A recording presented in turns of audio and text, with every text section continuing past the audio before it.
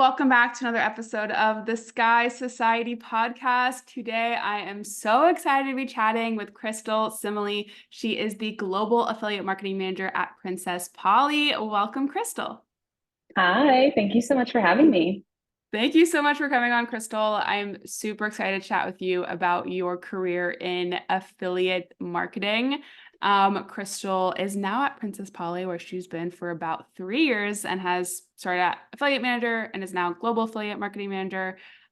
Previously, she's kind of bounced around all in the affiliate space. And before Princess Polly spent, again, almost 3 years at Rakuten. So we'll definitely chat about your time there. So welcome, Crystal. Before we jump into everything with you and about your episode, can you tell me a little bit about who you are and what you do? Yeah, absolutely. So, I've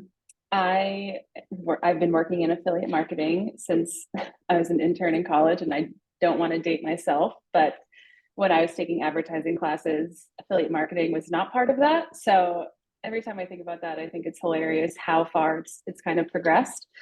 But I'm originally from Pennsylvania. I went to a very small private Catholic school, majored in marketing, had no idea what I wanted to do. Like I said, I interned when I was a senior at a very small affiliate program. It was called Pepper Jam at the time. I don't think they're called that any longer, but I was there for, I believe, 3 years, and then I quit randomly, and I decided that I wanted to move to California. And I took a leap of faith that led me to San Francisco Bay Area, which is where I'm based now. And as Natalie mentioned, I have bounced around from different, e-com brands to different agencies. I have been in this space for 10 plus years. Again, don't want to date myself, but it is my entire career and I absolutely love it. So yeah, any specific questions about, affiliate marketing or what I'm doing now? Yeah, so for Crystal, we'll definitely jump into all of your affiliate marketing insights because I'm really interested to hear from your perspective what has changed since you've been in the industry for 10 years. I can only imagine how much shift you've seen. But before we get into all of that, I want to talk a little bit about your career journey and how you got over to Princess Polly. You also said two things that I thought that I really loved that you said together. One was that you had no idea what you wanted to do. And the second was that you love what you do now. And so I think there's a lot of people that are listening that may fall into that first camp of I have no idea what I want to do. And especially within marketing, it's so broad. I think a lot of people major in communications or marketing and they don't exactly have a clear idea of where they want to end up or what they want to do just because the space is so broad. So with affiliate marketing, before we jump into kind of some of your more recent roles, was that serendipitous how you ended up there? Did you know you wanted to go into influencer marketing, or how did that end up being the career path that you ended up on? That's a great question. And I will say there was one class in particular. It was an advertising class. I was a senior, and we had been talking about Super Bowl ads, which, as we all know, are the cornerstone of, I think, all TV marketing or traditional marketing, as we can say. And there was one point that my professor had mentioned how much brands were spending on a 30-second or a 15-second ad spot, and it blew my mind. And I think at that point, I realized that I wanted to go into business. I thought, I don't remember what year, but there was a Super Bowl where the power went out in the stadium and Oreo took their genius marketing team and came up with an ad that they ran that was based on the stadium losing power. I thought that was genius. And so I think that was maybe the point that I was like, I want to be creative. I want to do something like that. For affiliate marketing, I think the situation, if I'm remembering correctly, I had two internship opportunities. One was paid and one wasn't. And I went for the paid one because I was a broke college student. And that's how I ended up in affiliate marketing. But I quickly learned kind of the ins and outs. I started on what they call the publisher development team across all of affiliate marketing. you'll learn that there's like the client side and then there's the publisher side. And the publisher side is 100% all about partnerships. It's about um, kind of making friends with these different websites and the people that are running them. And a lot of the publishers that I work with now, I met back in 2011 when I was first starting my job. And it's a Oh very my gosh, small, wow. yeah, it's a very small industry. And I think the reason that I've stayed in this industry for, geez, 12 years almost, which is, ugh, is because of those partnerships. I realized that I'm a people person. I think I discovered quickly that I needed to be working somewhere that I was going to be around a bunch of really intelligent, but fun and friendly people. And I'm on the client side now, but I still get to do that aspect of the job. And that's what I love 100%. I think that is amazing to hear, especially for others that may also find that in themselves, is that they love people or they get energy from those collaborations or or just being around people or working with people, and that can show up in different roles other than maybe just like a traditional type of communication roles that you could get that through affiliate marketing, which I love. I think what I should have asked you earlier before we jump into your whole affiliate marketing career, can you define affiliate marketing for us and what this space looks like? So I was afraid you were going to ask that. Affiliate marketing is so unique. And if I were to simplify what it is based on my experience, is you have a set of publishers, as I mentioned, to give some hopefully popular examples. Rakuten Rewards, if you shop online, which I think many of us do nowadays, a lot of people shop for cash back. Everyone's looking for a discount. So that there's thousands, and I mean hundreds and thousands of websites that act as publishers. So that's that side of it. And then you have the brand side. So I think this is just a ballpark, but I think 90 to 95% of brands are opting to have affiliate marketing as or performance marketing as part of their strategy. And essentially, the affiliate piece is you are connecting the publisher to the brand. And then there's just a little bit of tracking on the back end, is that's what brings the two together. So that's how I explain it to like my family, because they have no idea what it is. So that's the simplified answer. Does that make sense? Because I Yes. could definitely go into it more. Can you share some more examples of publishers that way people can maybe understand a little bit more? Or maybe, I don't know if you can share Europe Princess Polly now, like what are some of the channels they use, or if you can use another brand as a reference as some of the publishers that you partnered with there. Yeah, absolutely. So there's actually different types of publishers. Rakuten Rewards, as I mentioned, is considered a loyalty publisher. You get cash back, you sign up, you keep coming back because you want to earn that money. We also have content publishers, which I'm sure with social media, with TikTok especially, everyone wants to know what people are thinking, the quality, pricing, is it worth it? So the way that we have, and this is across any brand that I've worked with, the way that we've utilized content, BuzzFeed, Refinery 29, Who, What, Where, there are endless amounts of those as well. You can find either, the best party dresses, and they'll link out to Princess Polly. They'll either do a review, they'll talk about, the quality, like I said, the price point, and then there's usually a link. And when you click on that link, there's a tracking that takes you to the brand. Outside of content, we also have different deal sites. Think of a big deal site. I feel like I only use one of them, so it's tough. But there's websites like Coupon Follow. We have BeFrugal.com, which is they're very simplified websites where you go and you can click on fashion, you can click on home, you can click on furniture. And essentially what they're doing is they're rounding up all of the best deals and the best coupons, and they're hosting them with a link to each of the brands. And then outside of, there's like price comparison, which if anyone heard me say this now in the affiliate industry, they'd say that was 10 years ago. And it was. Price comparison was huge, say 10 years ago, not necessarily anymore. But there's, like I said, there are just endless publishers that fall across all of these categories. And the way that brands work with them is different across each vertical. So it's really interesting. Some brands that I've worked with say absolutely not to any loyalty sites. There are some that will spend a ton of money on content just for the awareness.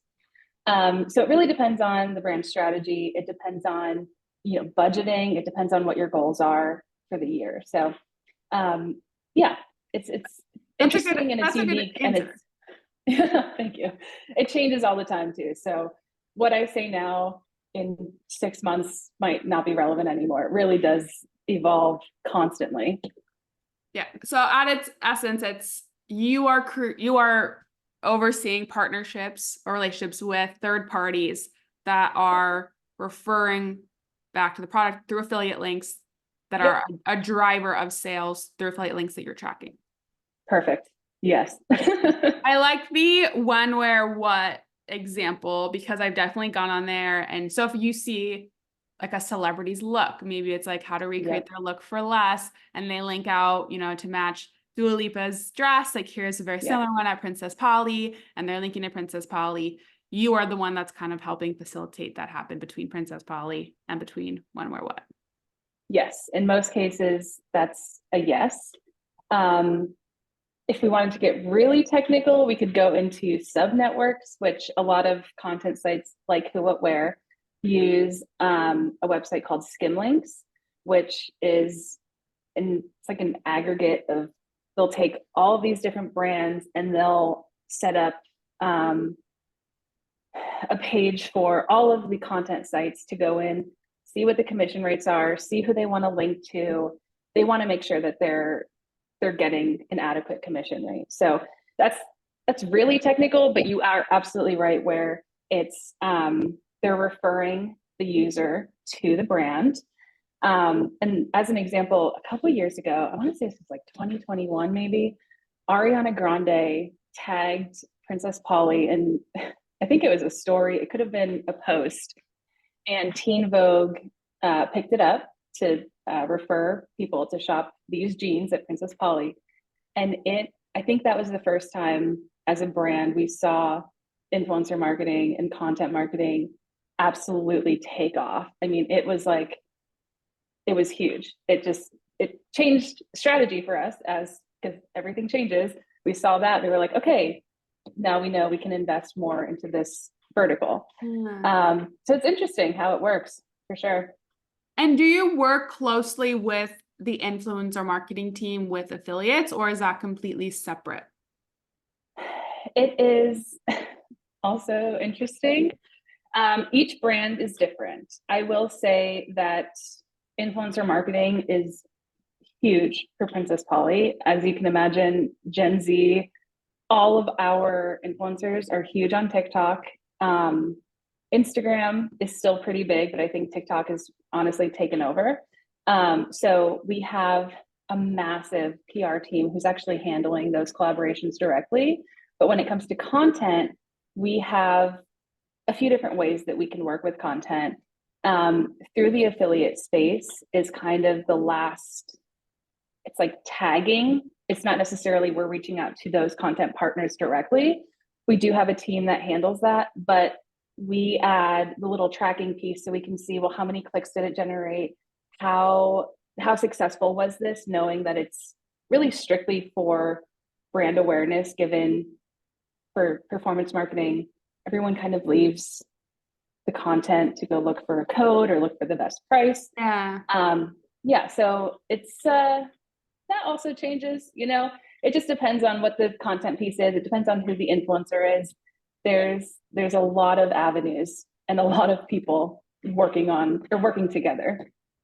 I appreciate you walking me through that because I love when I get to you're someone I've interviewed in a very different space of that we know, or I know on some level that when I click on a link at Vogue or whatever company that there's an affiliate Mhm. link there, right? I can see the long code, like I know that. Yep. But we never really understand like how in-depth and detailed this stuff, can get, that there's, a whole team dedicated behind this, even though I, as the consumer, I'm just like clicking on a link and shopping and Right. enjoying the convenience of, that article link connecting me with the product. And so Yep. I appreciate your explanation on that. We'll take a little break from the technical side of affiliate marketing. And I want to go back to your own personal career journey and how you ended up here at Princess Polly.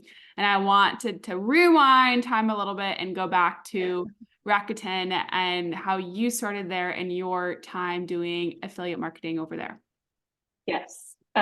So this is kind of a wild story, but like I said, I started at an affiliate network. I moved to California and I worked at a very small, it was more of a lead gen network. It was, it was very different. It wasn't as much partnership, so it wasn't for me necessarily. And then I was up in the Bay Area and I was working for a small beauty brand that partnered with Rakuten. And I had never worked with Rakuten. I didn't really know what to expect, but fast forward, I think 2 or maybe 3 years from that client side, the beauty brand, and I was given an opportunity to become an account manager with Rakuten, and it was a fantastic, fantastic opportunity. Um, I First of all, the people that I got to work with were outstanding. And I learned a lot. This was the first time that I had worked at a network on the client side, and it can be a lot. I know there are I've met some young people who have started on the agency side, and I've heard how difficult it can be. So I definitely understand. And to dive in, I think throughout my 3 years, I had about 20 clients that I had managed myself throughout my time there. And in 2019, I was very fortunate. I got to launch the Princess Polly US affiliate program. It was the first one that they had ever had. And the team that I got to work with at Princess Polly was hands down the best. Um, when you're at a network, they tend to shuffle accounts. And I remember talking to my boss, being like, please, whatever you do, you can take anyone from me, but do not take Princess Polly. And I was, I was lucky they let that happen. So after, let's see, it was 2021, I believe. Obviously, everyone was home, middle of the pandemic. People were feeling a ton of burnout. I was feeling a lot of burnout, and I do believe in divine timing, I will say. It was a particularly rough day. I had just clients really just giving me a very hard time, and it happens, right? Like you can't please everyone all the time. And right after I had a client call, I received a message in my Instagram DMs, and it happened to be my now boss. And there was nothing shady happening. She essentially just asked where I was, in my career path, if I had any interest. And it was on that day that I was having a really hard time. I was on the phone with my best friend saying, I don't know if I can continue to do this. I just don't know if it's right for me. And that message came through, and I was like, this is strange. And I Oh, had, yeah, I had, multiple conversations with the Princess Polly team, and they went through the trouble to actually build out the role for me to join the team. And I can honestly say it'll be 3 years next month, which is wild. It feels like it just started. Um, and I can't imagine doing anything else. I can't imagine working with anyone else. Um, my team is all based in Australia, but they're like the kindest. They're brilliant. Like it's just the best. And I feel very fortunate that the timing worked out, if you know what I mean. Yes, like the day you're like, I don't know if I can do this, I don't know if I can take this anymore, you like immediately get a new opportunity onto something better. That is absolutely incredible. Yeah, it was I still have the screenshot that I think about Uh, sometimes. I'm like, wow, this is it's like tear stained face and this comes through. I'm like, wow, this is it. And you just know. I think for like the young people out there, if they're kind of going through a difficult moment or they're questioning their career, have conversations about different opportunities because there are moments when you'll know that it's the right thing to do. Like this is the first time I think in my career that I was like, I knew that this was the right decision for me. and it didn't happen right away. Like you said, you've been in this space for about 10 years. I think sometimes when you're young, you want that feeling right away, right? You want that with the Yeah. first job that you get right out of college. But I think it also takes learning more about yourself, which I'm sure you did throughout your career. And I'm sure Yes. then at this previous job, you got to figure out what you liked, what you didn't like. And I think also just taking that time allows you then later on in your career to then have that feeling of, okay, I know what's out there. I've worked, I've learned about myself. Um, and I think it also goes to show about how he really cared about that account and that client, and that, if you are putting out good work, that you'll also will see good in return. And I think that kind of Yep. came back to you, that good karma came back to you tenfold. I love that you just said that. Some side note is that growing up, my grandfather always said to me, the kindness that you give is the kindness you receive tenfold. So Oh my that really gosh. just made me very happy. Yes, exactly. I always love to believe that. Yes.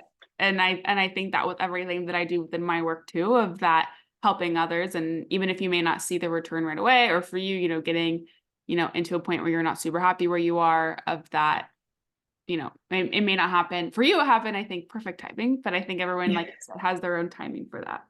Yeah, it's very, very different. And again, I was very fortunate in that moment, but it took a long time to get there. And Mhm. you just I just love my job. So sorry.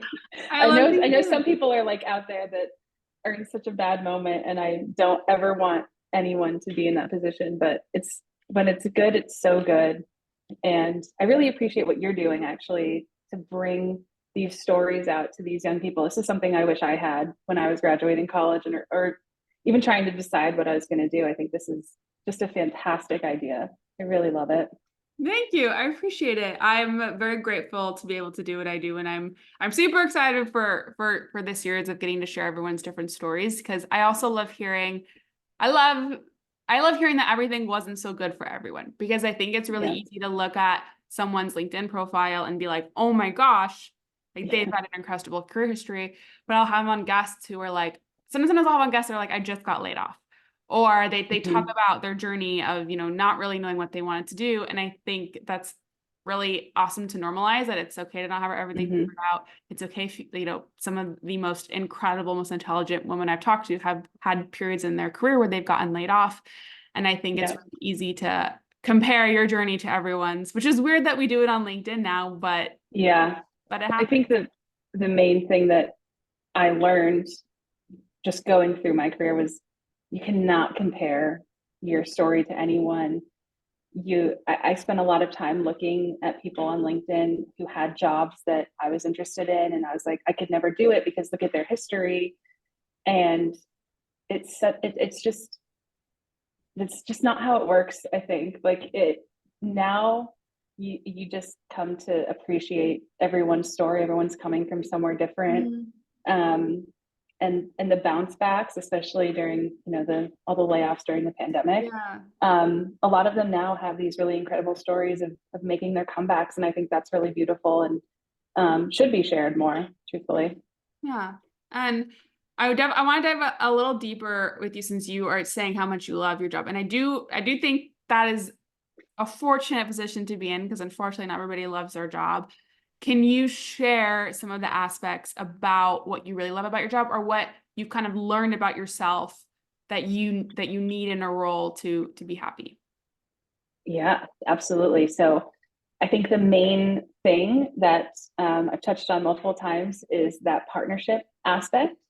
I think now post pandemic, I'm not as extroverted, but I used to be a very outgoing. I used to love going to networking events and having all of those opportunities to meet people who aren't even in necessarily in the same industry as you, but to make those connections and to have um, these opportunities to meet new people, add someone on LinkedIn that might be able to help someone else.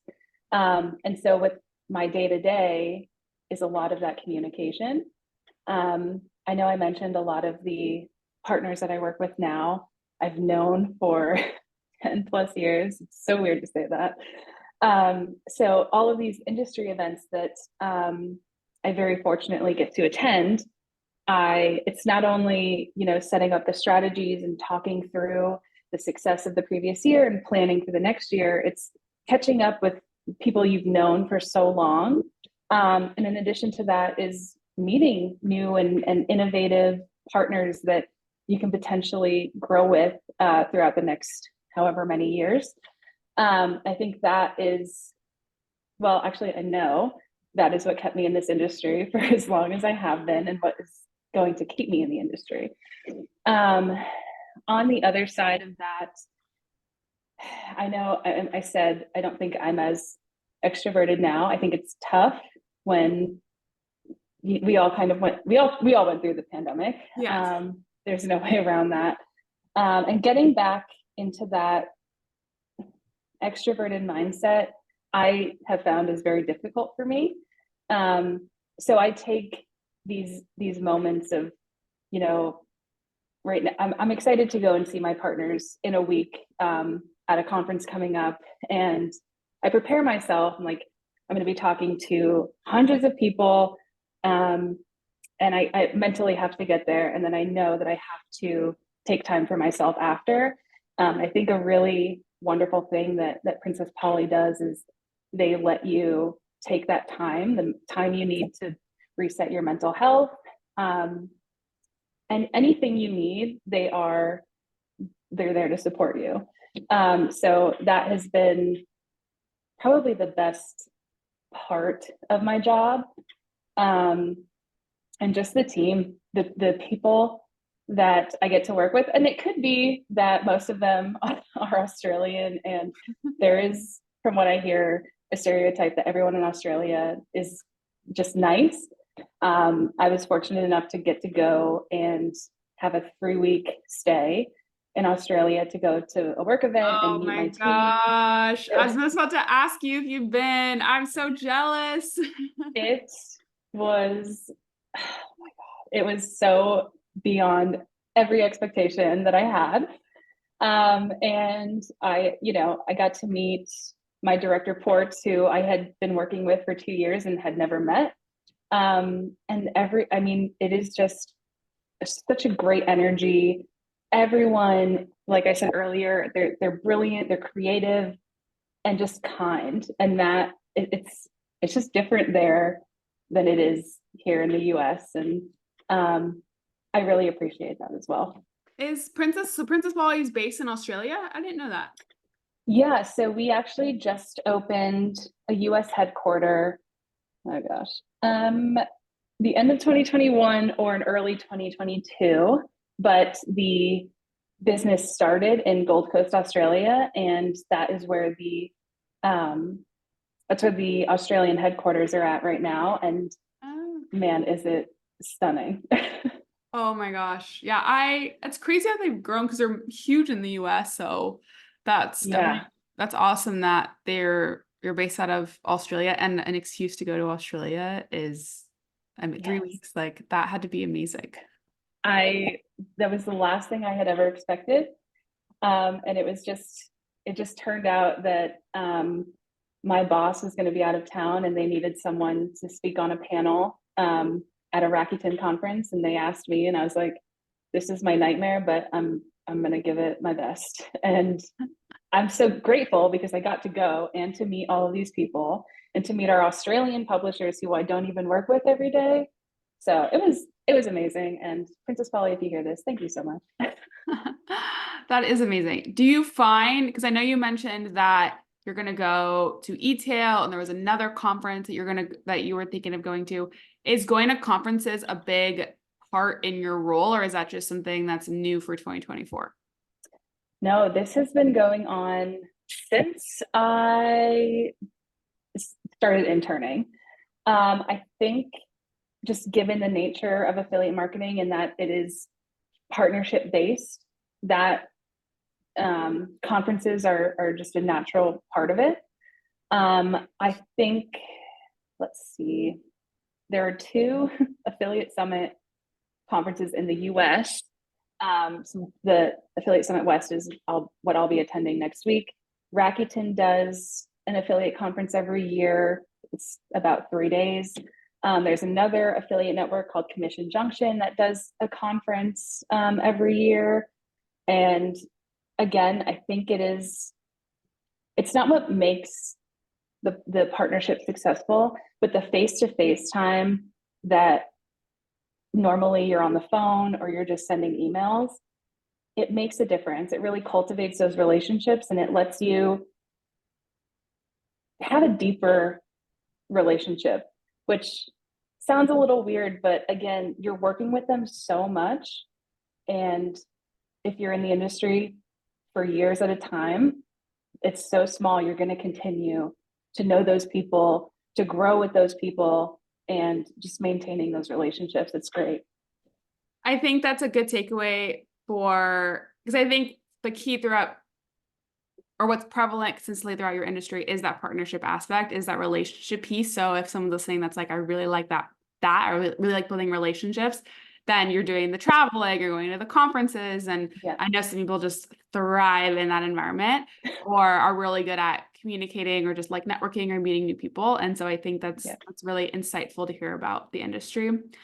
I would also love to know, since you've been in this space for so long, what has changed the most in affiliate marketing, or what's been the biggest change that you've seen throughout your career? That's a great question. There's a lot. I think this has been the most challenging since I have been working in the industry, is having a method to successfully track attribution, which we talked about content earlier, and the affiliate space looks at it as very much just brand awareness. And so to give an example, and this is still happening today, but there have been throughout the years different technologies and different solutions. I quote solutions because there really hasn't been an actual solution. But there's no way to credit properly the brand or the content websites that are actually referring the traffic to those brands. There's no way to really give them that proper credit when they're driving a lot of the referrals. So that has been a constant challenge. There have been some workarounds for it. I think the technology across affiliate has grown exponentially. There have been countless updates to the different ways that you can work with publishers. It used to be very generic in that a brand could go to, just a regular coupon site and say, hey, we want to buy, the big carousel spot on your website. And they'll pay whatever, $500 back in the day. And now these publishers have targeting capabilities.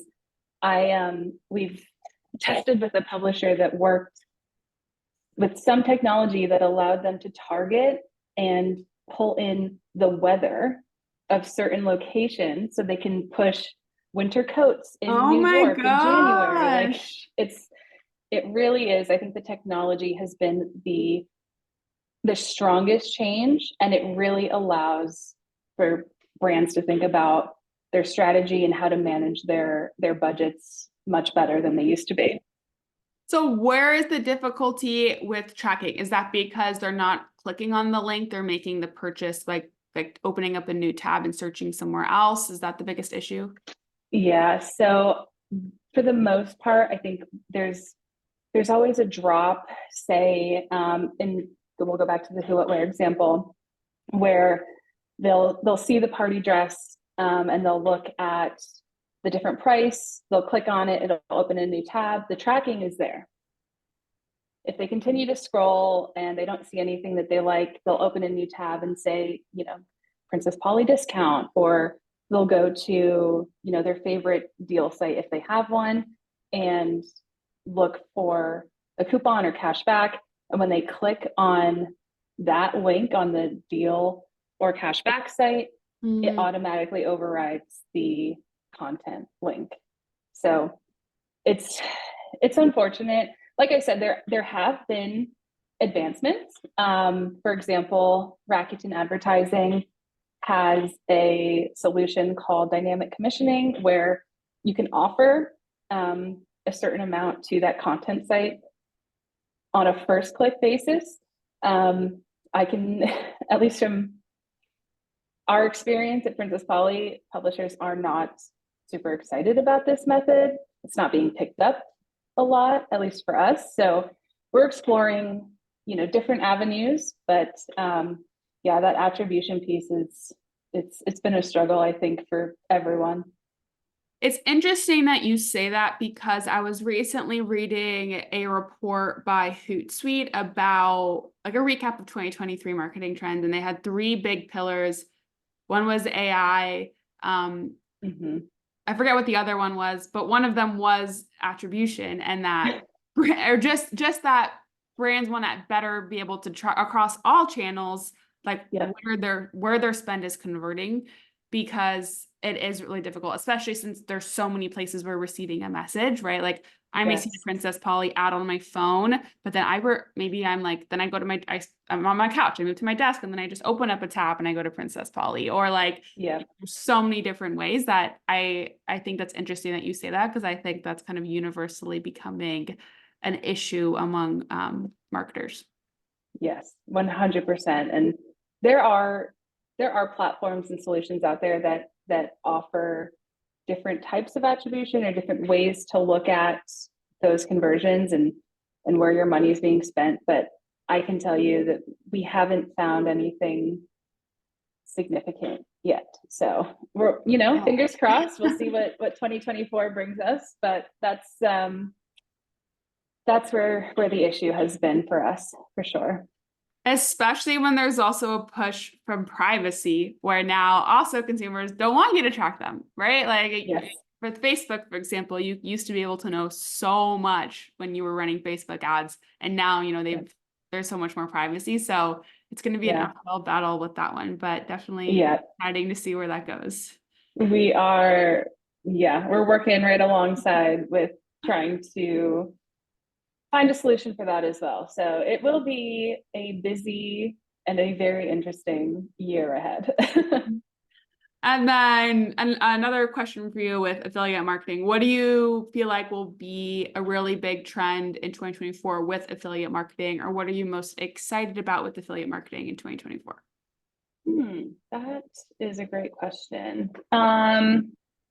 I don't know if I foresee any big changes necessarily. I do think that the usual strategies that brands have been implementing are likely going to shift. I think that in the last 2-3 years, with recovering from the pandemic, budgets are possibly going to be looked at a little differently, potentially changing how we're working with different channels.